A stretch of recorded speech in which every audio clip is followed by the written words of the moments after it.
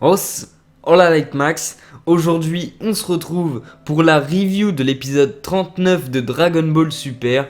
Je suis vraiment désolé si je la tourne un peu en retard, mais j'étais en vacances et voilà, j'ai pas pu tourner la review, je pense que vous comprenez.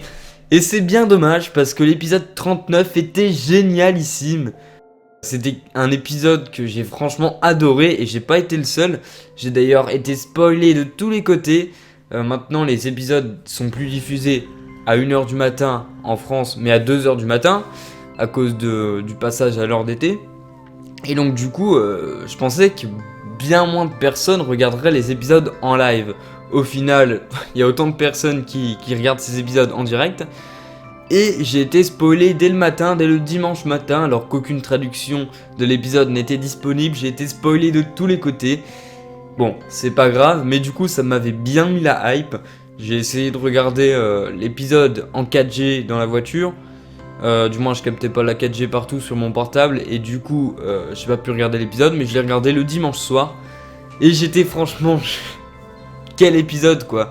Beaucoup ont dit que c'était le meilleur de la série pour l'instant. Et ouais, je suis bien d'accord. Et d'ailleurs, je me dis ça presque toutes les semaines maintenant. Et c'est franchement génial et c'est très encourageant pour l'avenir de la série.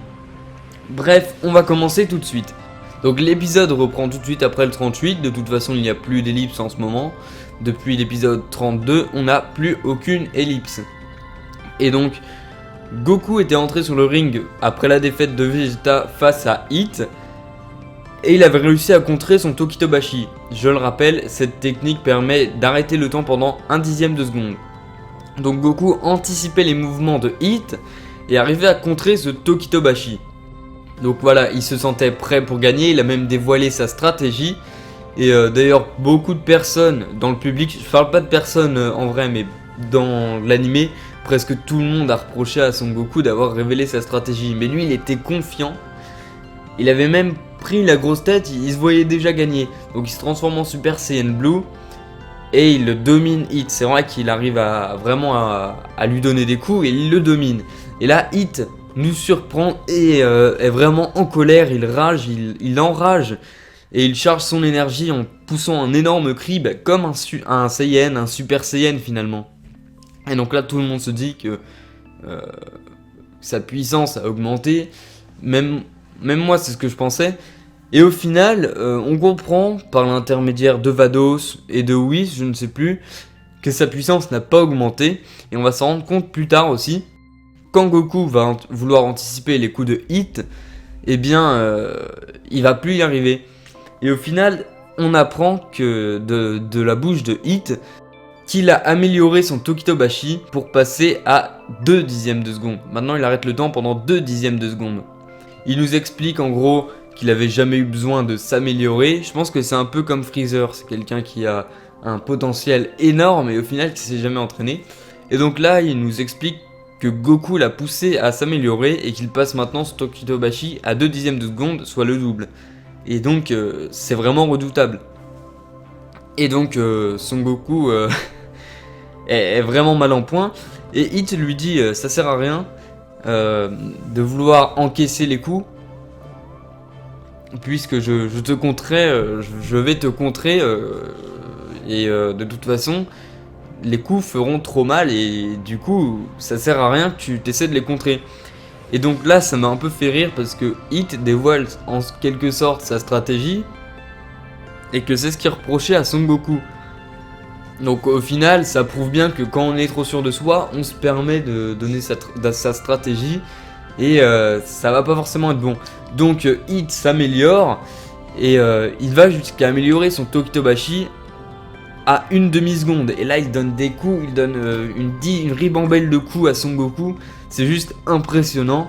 Bon d'ailleurs il m'a semblé que en vrai, pour nous dans l'épisode, ça faisait plus d'1/2 seconde. Mais bon, c'est pas grave. Et donc Goku est vraiment à terre, là cette fois il n'en peut plus. L'arbitre allait le disqualifier. Et donc d'ailleurs au final il n'y a pas de décompte. Il me semblait pourtant qu'au début du tournoi il y avait un décompte. Quand les adversaires étaient KO, on comptait jusqu'à 10 et là il était disqualifié. Bon là on n'a pas compté. Je sais pas si ça allait faire plus de 10 secondes. Quoi qu'il en soit, Goku se relève. Et il dit qu'il a une technique et voilà, cette technique, on la connaissait déjà parmi les titres des prochains épisodes, du moins des épisodes qu'on avait vus dans le programme télé. Et j'avais oublié d'en parler dans la précédente vidéo, j'en suis désolé. Et donc Goku utilise une technique qui est un gros fanservice, une technique qu'on n'avait plus revue depuis la saga Freezer, le Kaioken. Et donc on nous ramène ça un peu n'importe comment, même si c'est une explication logique et qu'on ne pouvait pas faire autrement. On nous dit que le Super Saiyan Blue permet de rester calme et serein et de pouvoir utiliser le Kaioken en même temps. Parce que d'ordinaire, l'état de Super Saiyan soumet le corps à une trop forte tension. Et du coup, on pouvait pas utiliser le Kaioken en même temps, sinon notre corps exploserait parce que on serait trop excité, on n'arriverait pas à le maîtriser correctement et du coup ça marcherait pas. Mais c'est un peu con étant donné que Son Goku s'est justement entraîné à ne plus être sous tension en utilisant le Super Saiyan. Donc vous vous souvenez, dans la salle de l'esprit et du temps, durant la saga Cell, quand il a appris à maîtriser le Super Saiyan et à s'en servir d'une manière totalement calme. Là, techniquement, il aurait pu utiliser le Kaioken. Mais je pense qu'il était beaucoup trop préoccupé à utiliser le Super Saiyan 2 et à penser au Super Saiyan 2. Et puis pareil, dans l'au-delà, il n'y a pas vraiment pensé, il a préféré privilégier le Super Saiyajin 3. Et donc bref, Goku utilise le Kaioken, il dit que c'est une technique qu'il réservait pour Beerus. Et du coup, on voit que Beerus flippe un peu. D'ailleurs, il y a une petite incohérence parce que Beerus est bien plus fort que Son Goku. Néanmoins, Son Goku est à 60% de la puissance de Beerus. Là, vous vous dites, ouais, tu mens, Son Goku, il est pas à 60% de Beerus, il est à 70%. Non. Pendant le combat, Beerus a bien utilisé 70% de sa force. Sauf que en utilisant 70% de sa force, il battait quand même Son Goku. Donc Son Goku était pas à 70% de Beerus. On est d'accord? Et voilà, de toute façon, dans une interview pour le film Battle of Gods, Toriyama avait dit que Son Goku était sur une échelle de puissance, c'était à 6, Beerus à 10. Donc voilà, on voit bien que Son Goku est à 60% de Beerus, c'est pas 70. Et oui, c'était à 15. Bref, on ne sait pas s'il a respecté ses échelles de puissance pour Dragon Ball Super, mais ça devrait être logique et donc Son Goku est à 60% de Beerus. Le truc, c'est qu'en utilisant un Kaioken x10, comme ce qui est fait dans cet épisode, Goku devrait techniquement être 6 fois plus fort que Beerus, puisqu'il devrait être à 60 sur la même échelle. Si on prend Goku a une échelle de 6, multiplié par 10, ça fait 60. Et du coup, il est 6 fois plus puissant que Beerus, qui a une puissance de 10. Et encore, sans compter le Super Saiyan Blue. Et donc voilà, je trouve que c'est un peu une incohérence, et c'est surtout du gros fanservice, c'était du bon gros fanservice, ce Kaioken. Mais bon, j'ai envie de pardonner la Toei, ou même Toriyama, mais le truc, c'est que c'est pas la première fois qu'il y a du fanservice comme ça dans Dragon Ball Super et que c'est incohérent. Enfin, c'était déjà présent par exemple pour la résurrection de F, Tortue Géniale ou Muten Roshi, Kame Sennin, qui se bat aux côtés de Piccolo et Gohan et qui peut battre des sbires de Freezer. Ça, c'est totalement incohérent. Voilà, des choses comme ça. Ginyu, c'est pareil, il y avait des incohérences quand il a pris le corps de Tagoma. Oui, comment ça se fait qu'il ait pu le contrôler si facilement alors qu'il n'arrivait pas à contrôler le corps de Goku sur Namek. Voilà, bref. On va pas s'attarder plus sur le sujet. Et donc Goku, une fois qu'il est en Kaioken, il met le pâté, il envoie du lourd. Et il donne plein de coups à Hit. Et il arrive même à contrer son Tokitobashi, mais vraiment c'est juste génial. Et donc Goku dit, même si je suis en Super Saiyan Blue, je ne peux pas maintenir cette technique très longtemps. Du coup, il fait un Kamehameha, et ce Kamehameha était juste génial. On a même un flashback avec le Kamehameha Kaioken x4 qui avait été utilisé contre Vegeta. Et donc, c'était juste génial. Et cet épisode se termine là-dessus. Et donc, je tenais à féliciter Masako Nozawa, la comédienne qui double Son Goku. J'ai failli dire la doubleuse, mais c'est pas ça une doubleuse. Une doubleuse, c'est... un doubleur ou une doubleuse, c'est quelqu'un qui gère une boîte de doublage. Pour ceux qui font les voix des personnages, on dit comédien. Voilà. Ça avait été expliqué tout ça par Eric Legrand, donc le doubleur de Vegeta, Brigitte Lecordier. Je viens de faire l'erreur.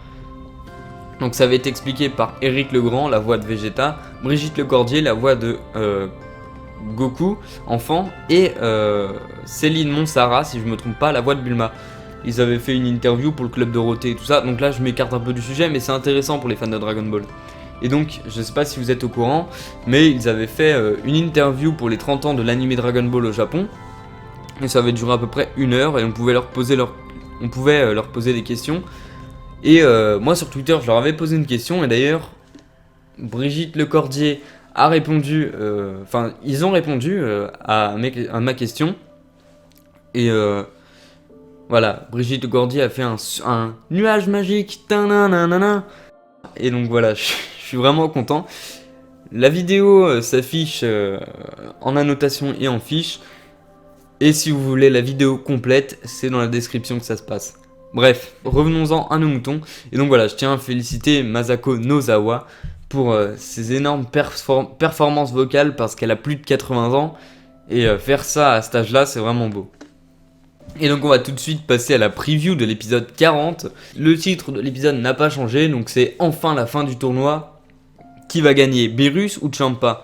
Et donc on nous dit que le Goku versus Hit atteint son apogée grâce à Goku, parce qu'en fait Goku domine totalement Hit, sauf que celui-ci va lui dire qu'il ne peut dévoiler son potentiel, son plein potentiel, que lorsqu'il peut tuer. Effectivement c'est un tueur à gages, donc ça fait vraiment froid dans le dos. Mais en attendant, ça ne m'étonne pas parce que plusieurs fois dans le combat contre Goku, il disait si je le tue, je suis disqualifié, c'est ça? Et donc voilà, lui il s'en fout de le tuer. Et donc voilà, le problème c'est que dans le tournoi, il y a justement une règle qui interdit de tuer les adversaires. Et donc Goku va aller jusqu'à faire annuler cette règle pour pouvoir se battre contre Hit à 100%. Donc ça c'est du Goku tout craché, il veut tout le temps se battre contre ses adversaires à fond. Et c'est du Goku et au final c'est du Saiyan aussi, parce que Vegeta avait fait la même chose contre Cell. Il l'avait poussé à avoir son corps parfait. Et ça c'était la fierté de Vegeta. Bon bah là c'est l'excitation de Goku. Voilà, les Saiyans sont un peu cons, mais d'un autre côté c'est que du bonheur pour nous. Et donc ça va créer beaucoup de disputes parce que forcément Beerus ne va pas être d'accord puisque ce sera pas à son avantage. Et Champa lui va être d'accord. Et donc voilà, on nous dit que Piccolo va venir sur la surface du ring pour récupérer Goku qui sera épuisé.